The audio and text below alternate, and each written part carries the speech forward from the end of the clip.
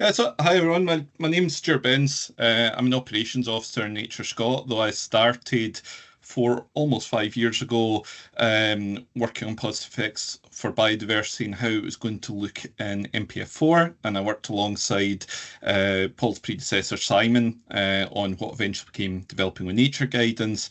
And now I work with Paul and team on both the metric stuff, but also how we manage Developing with Nature and update it as it goes.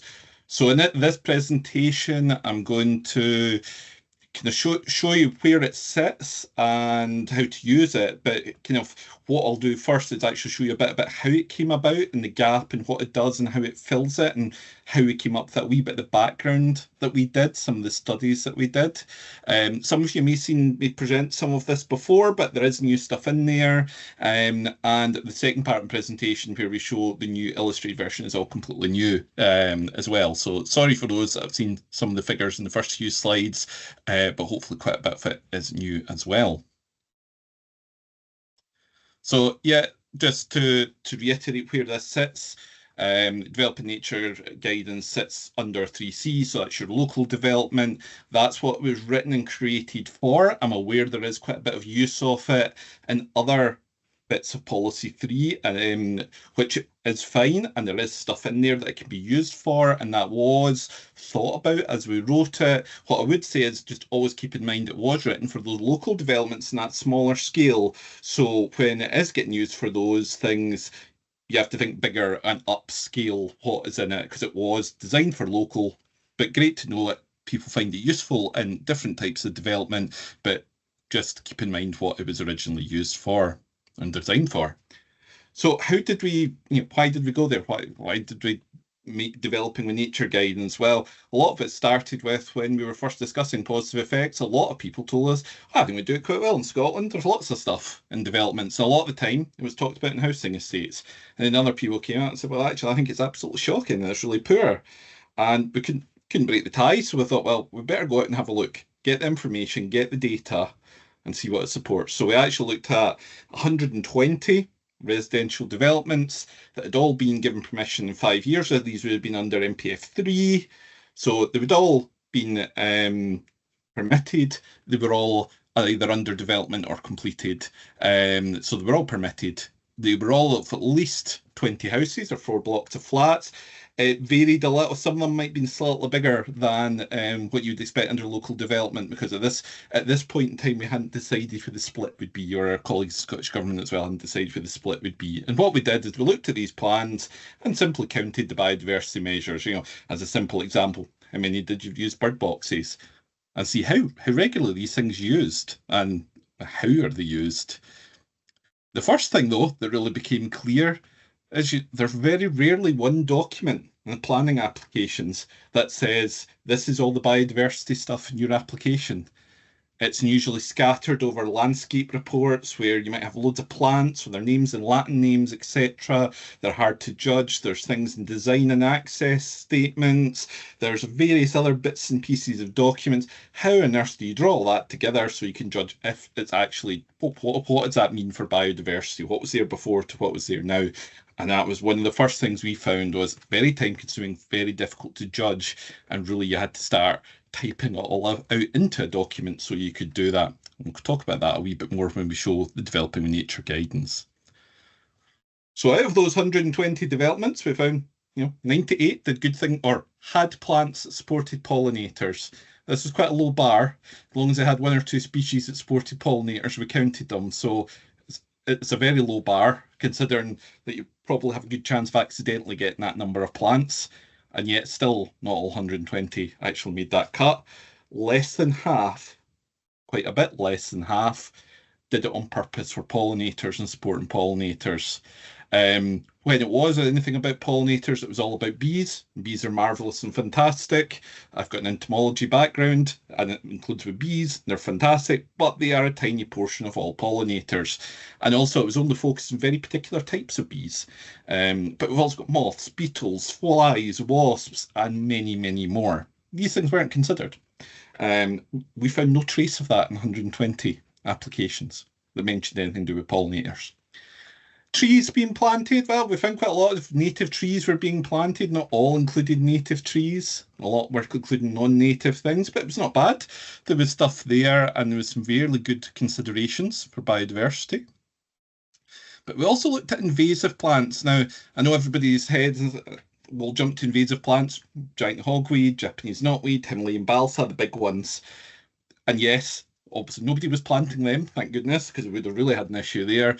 But people are planting things, or including in their planting plans, species we know that cause problems. Now we know that from their spread and their spread in the countryside, but also when we work on things like our triple SI sites, what we encounter. Now I look after a number of designated sites, and one of my major pains is actually contoniaster, because birds come into the towns and cities. We always used to think if it's a good plant for nature because it's good for pollinators, provide berries for the birds. Birds come in, especially those winter thrushes, eat the berries, then they go and sit in a nice bit of ancient woodland, quite often a designated site, and roost and digest the berries. And then suddenly we've got loads of contoniasters growing all over the understory and blocking out any new trees coming through and all the understory vegetation. So there's a lot of species that we really don't want to be encouraging to be planted. Most developments had at least one, some had a lot more, and you see the various figures there. 47 had one, 21 had two species. Laurel was very popular, so was contoniaster. Even buddleia, the butterfly bush, great for attracting butterflies, but unfortunately, certain habitats, especially kind of open habitats and kind of brownfield site habitats, some that are really important for vertebrates, it takes over, and even coastal habitats. So that can be not so good. Rosa rugosa is the same. That's the Japanese rose that was common landscaping plant and still is, and it can be a bit of a pain, especially in sand dunes, but also in a lot of other systems. So hedgerows, well, about half did have some sort of native hedge mix in them, though we did find a number of them, instead of planting the dog rose, the native rose, they planted the Japanese rose, the one from the previous slide. So there was some confusion there to that not being native and actually doing the opposite. We only had 6 that used a single species hedge, something that's more the amenity value in the middle of the site. It was actually a native species. Most of it was single species, sort of those wee dividing kind of in their housing estate kind of hedges. They were all things beech, laurel, hornbeam, which, yeah, provide some cover. But there's a lot of really good species out there that provide really good nectar sources, really good berry sources, and still cover and stuff. There's a lot of alternatives out there, and I'm afraid some of the ones commonly used are the ones of the least biodiversity value.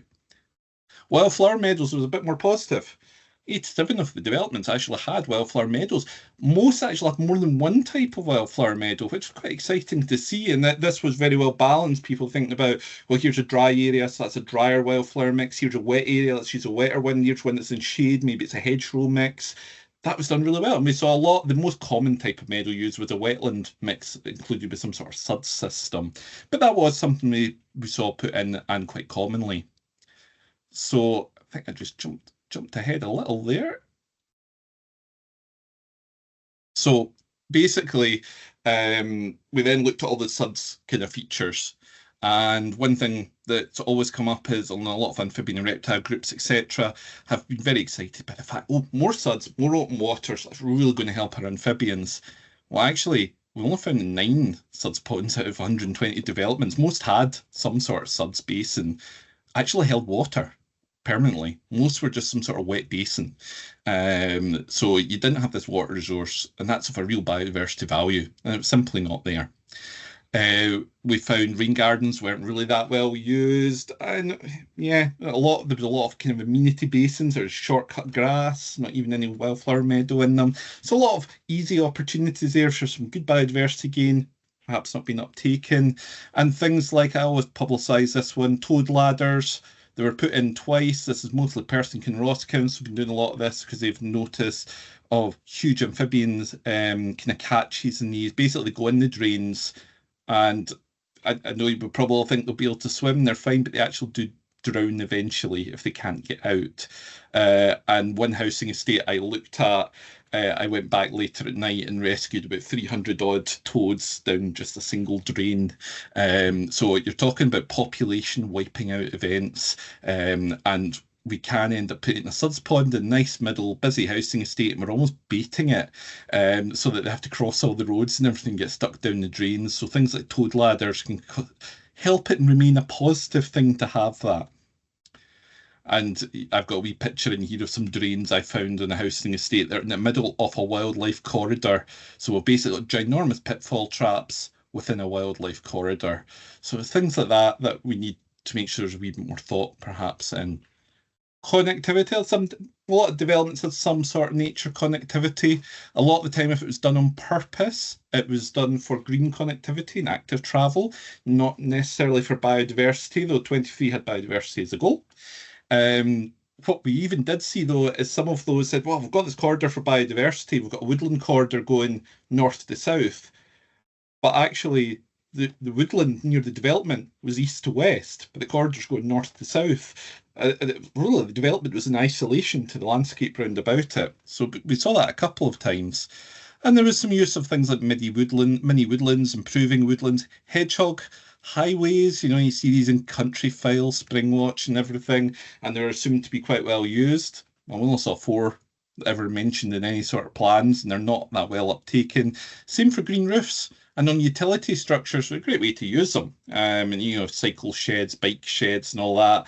That you can do ones that don't need a lot of soil or water management, that are relatively easy to put on without lots of special design. They're just not being used. Same for bird and bat boxes. Always getting told, oh, loads of bird bat boxes get put up in developments. Not that we're finding.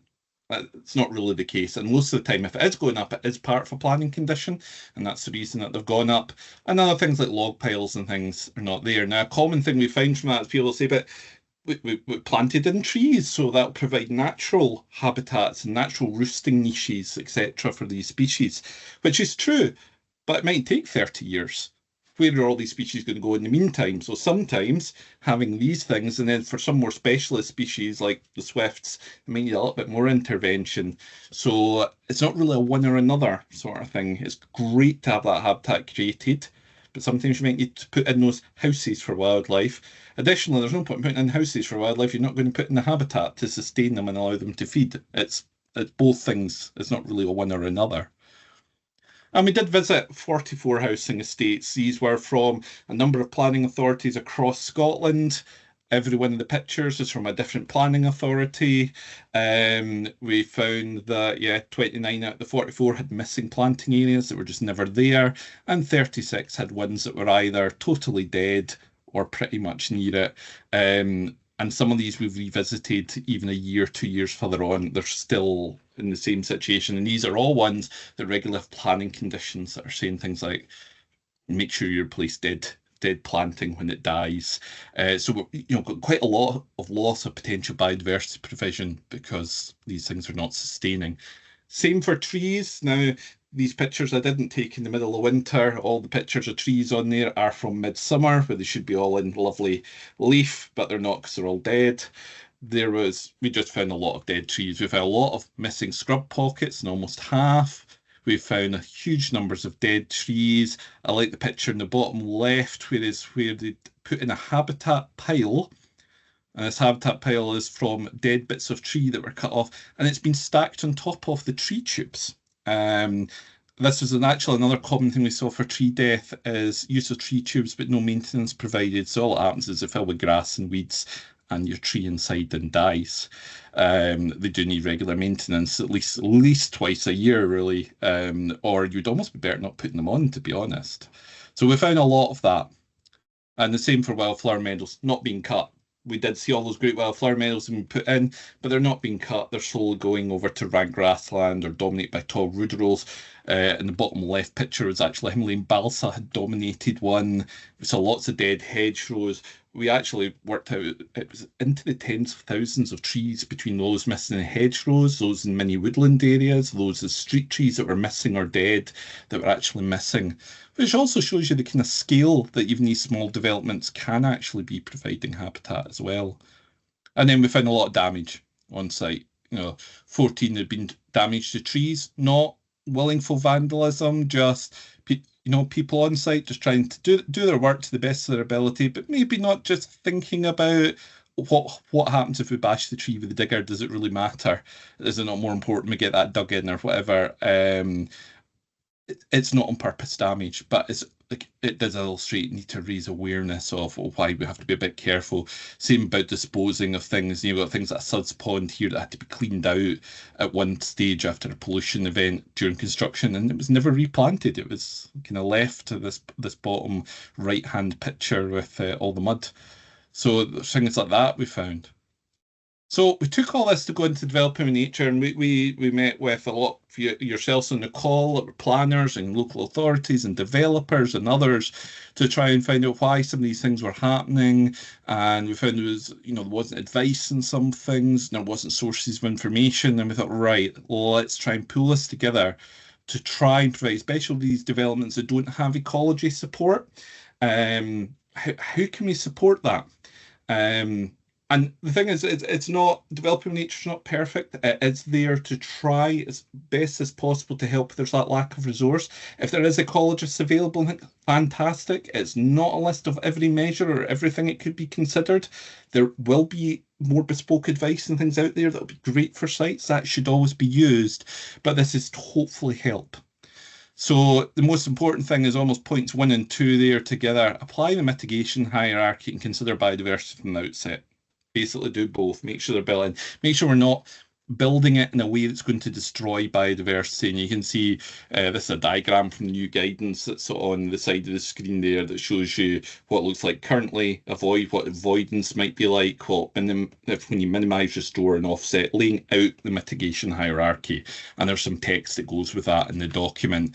And then prioritising on-site, but it does talk about off-site enhancement where it's needed, taking that place-based approach, but the main thing is how do you secure long-term enhancement? And the document tries to layer awareness about, well, if you're going to put this in, let's think about the things you need to make sure are in the long term to make sure it's worth actually putting that in the first place, or maybe we have to consider an alternative if we don't have that resource. So there's 24 measures. They're quite varied. They're in kind of 3 categories. There's planting, there's homes for wildlife, there's water measures for wildlife, most of the stuff. You'll see they're quite wide-ranging. One of the things for the guidance is that it's often some of this is quite small scale. And yes, some of it is, and that reflects the local development. But a lot of these things as well, and are described in the guidance, is about how to do these things at different scales. So you'll notice in there's that 113 small birds, which is essentially bird boxes. Nowhere would we advocate just putting up 3 bird boxes or 5 bird boxes.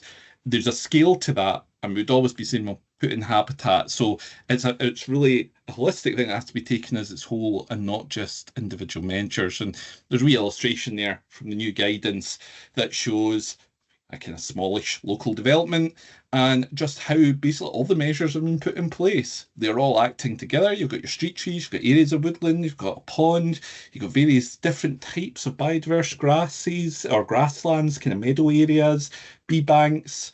You've got your bird boxes and stuff are in there, but they're also supported by the right habitat. And really it's about that collection of measures acting together. And you can see some of them, like area woodland at the back, the pond, they're quite big things for biodiversity, especially on the local development.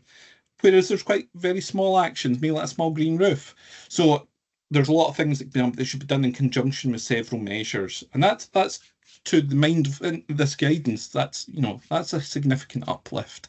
Is when you see these things acting together to support wildlife on a site that's locally relevant. So I've just taken a few extracts because one of the things in the guidance is it's been said to be very text-based. And I have to say sorry about how long the text-only version has been online, and we're trying to get this much more broken up, structured, and illustrated version out, and it should be out in the new year. And it kind of breaks that down because I realise it's a very big screed of text the way it currently is. So this is hopefully going to break it down a lot more. But you can see the sort of titles, take a place-based approach, ensure it's suitable for long term, that it's secured. Are these things you're doing, are they going to last? Is that site suitable or resources suitable? Well, if not, maybe think something else. But also things like, what measures are you selecting? Are they appropriate as well? And we also try and help link in where other bits of NPF4 may come into play. So we're trying to help show the interpretation of bits of NPF4 and how it fits together and those overarching policies. So there's quite a lot of text in that starting bit. Obviously, we're covering quite a large range of developments, even at local development. And I appreciate there's quite a lot of text in there, but it is to cover all these eventualities and try and take through it. Hopefully now it's broken up, you'll be able to skip to it a bit more for those kind of key aspects going forward. And just a wee bit more there, ecological considerations that locally relevant.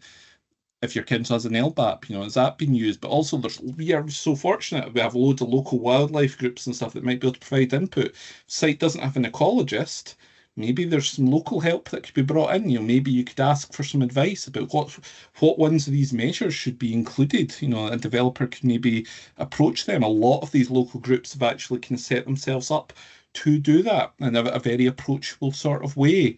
We find things like species choice are huge. If a lot of landscaping choices had more beneficial species choice, we'd be getting a lot more uplift for biodiversity, especially in these small sites. Make sure they're connected, space for adaptation, synergies between things. Scale of provision is always huge. As I say, some of these measures might be small, but if it's a big site and you've chosen that measure, well, you should maybe look at the ones that are supporting it. But at the same time, how many Swift boxes are you putting up? How many whatevers are you putting in to make it come to an appropriate scale? And then we give you all these 24 measures in Annex A, and you can see again, this is one off for the new and old growth orchard. Nice wee illustration we had put up to show, yes, an orchard, but you've also got bee bank, wildlife-friendly pond, wee hibernaculum, you've got your bird box stuff, wildflower meadows, a flowering lawn, wildlife-friendly hedges. Again, to kind of illustrate this, how, yes, the main thing here is an orchard, but what other things we get in there to make sure we're getting as many niches for wildlife and biodiversity in there as possible. And we give a wee overview, we give what the benefits would be to nature, and then it says this bit, key requirements, and this is, well, if you're going to put an orchard on your site, this is the things you have to have.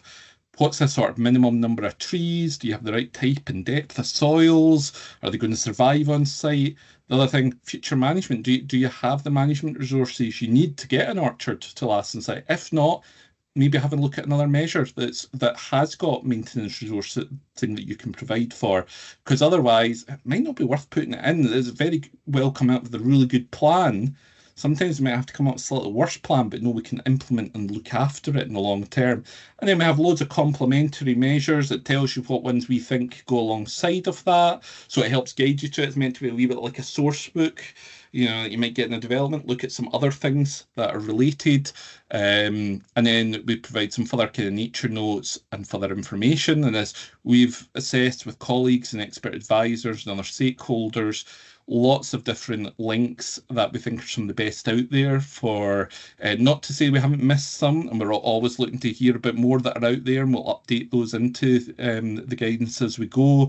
But we try and provide the best information. You can go on and read more to get more information, or developers can read more so that they can build this in without having to go and get extra advisory and specialist advice where that's not in their development. Again, you've got things like the houses for small birds, and you've got the various different types, what the benefit is, again, that key requirement, future management, what might complement it. And again, you see the complementary one a lot of the time is things like basically habitat measures, kind of orchards, wood, some suds ones, some of the hedgerows, basically providing that food for wildlife. And lots of links, and a lot of the NGOs particularly are now doing sort of developer hubs, and we're trying to link to that in the new guidance and link to those hubs, and you can get a lot of very good further advice on there to help with implementation. So we try and signpost throughout, and just show you a few others. You've got kind of wildflower meadows, so you can see the format. And again, you see wildflower meadows, you've got everything from short lawns, which might be quite small, to kind of understories, to woodland, wet meadows, basically reflecting the full scale and size that these might be at, to quite small to quite big. But also biodiverse suds ponds. Suds ponds are such a huge way we could help wildlife. There's so many benefits to wildlife, even terrestrial stuff that'll be affected by the things you can eat from the suds ponds. And it's something we put in most developments for water management. So these sort of nature-based solutions, how can we make sure they're truly beneficial to biodiversity, as well as doing the purpose, the main job that they're doing, in these cases, water management. And then we've got things in it like wildlife friendly lighting, and you might think, well, hang on, that's not really an enhancement for wildlife. And it's not, it's more to mitigate an impact. And we've included some like that. Toad ladders are another one, because these things can have such a huge detrimental impact on wildlife around a site, and even undo other measures that you are getting put in if you haven't thought about them. So these measures are included, and where we've said for a measure, oh, you know, we know it might, like bat boxes, for example. Well, it's linked to, please have a look at, the wildlife lighting section, to make sure that this is considered when you're placing the bat box and stuff, and these are being aligned. And then it goes on to Annex B, and this is a list of invasive species. You'll see some in there you recognise: giant knotweed, Japanese knotweed, etc. There's some on there that you might have not thought as much about. There's things like variegated yellow archangel, these things, piri birds and things like that. All of these are ones that we've looked at, and we have evidence to show that they are spreading. They are spreading up river systems. They are spreading in places we don't want them. And we know from ourselves, other agencies and stakeholders are having to manage them on sites. So some of them are maybe not causing a huge problem, but we are seeing telltale signs are going to become that. So what we don't want to do is sort of let them get all over the place and then realise we've got the next giant hogweed. And there's some more there. That's piri burr, and that is spreading across a lot of Scotland at the moment. These little barbs get stuck in absolutely everything, and then they drop off periodically. So you find them over footpaths all the time now, and it layers the understory and will knock out grasslands, woodland understory, etc. So very nasty little species that is slowly creeping its way across Scotland, but there's loads of garden varieties of it, and they are as bad, and they do get used as planting because they're good ground cover. So it's all these sort of things we're saying, don't include any of these in planting plans, because in the wrong place, and sometimes any place, they could have a lot of damage. And the same we do for water. Some of the water ones, particularly Scotland, is slightly too cold for some of these, but all the research is pointing towards, with our warmer summers and stuff, we're going to get them. And if we accidentally let them out, we're going to have a problem. So some of these are from some horizon scanning work, and they're put on because we're trying to preempt the problem as well. But as I say, all of these have background to them. I'm not saying it's a complete list. These are some of the certainly strongest ones. There's some new ones in the new guidance. There's some more of the monkey flowers are on there because they're a particular one that's affecting wetland. A lot of these, we have seen some of these in developments as well. So I would really encourage you to look at that list, actually, even if it's not for development, if it's other work happening, etc., and it involves planting, do refer folk to that list, because these are ones we do think will cause bad impact. And then this is something that Paul showed a little bit earlier, and this is a template for assessing. And this comes back to that bit I was saying at the start, and this, with all those planning documents, how can you see that positive effects being made? So it's quite a long template. I've just got a few wee extracts of it here, but you can put in what the site's like, a bit of a description, what the development's going to be, what stakeholder engagement's been, but also what all the documents were that your biodiversity stuff's in, and draw them all together into one place. So hopefully instantly that's helping a little bit just to bring the context together. But also, you would ask a developer or the architect that's planning it to also be filling out some of these things, saying, protection and enhancement of existing habitats. Well, what did they do to mitigate impacts? If there was habitat lost, what have they done to make up for it? How did they basically reach the point of no net loss? That should be in that box. Then how did they enhance? And that would go into that box. And basically it splits it, because it can be quite difficult at times when somebody says, I've done this for biodiversity on site, and you think, that's great, a big bit of new woodland planted. And then you kind of like, wait a minute, how many trees did you cut down actually when you were making this development? And then you realise actually that's more a mitigation that you haven't really enhanced. You've just been putting back what you've kind of removed. So this is hopefully to make things a little bit clearer so you can split it into these categories. What was created for mitigation, what was created for enhancement. And then there's a very last box that allows that developer, that architect that's planned it, to put in a summary of why they think they've A, mitigated all their impacts, but B, have reached a significant biodiversity enhancement. And we're hoping that this sort of document helps pull everything together, helps planners, as many of you in the call, make that decision making a bit quicker, a bit easier, brings it all together so decision makers can look and go, is that enough? Is that giving me an idea that this is a significant uplift? Or am I getting the feeling that most of this has just been mitigation? Hopefully a decision-making tool. And I know quite a number of local authorities have actually gone away and made up their own version of this, which is totally fine. There's more particular to their local authority, covers more local issues and things that they know go wrong. That's totally fine. We're more than willing to help and support with that. We also know some have created their own version of developing with nature that's more to their particular biodiversity concerns, which is also fantastic. And again, we're willing to help support with that. So thank you very much for listening. My email's at the bottom. It's stuart.bence@nature.scot. Please feel free to send us comments about the Developing with Nature guidance.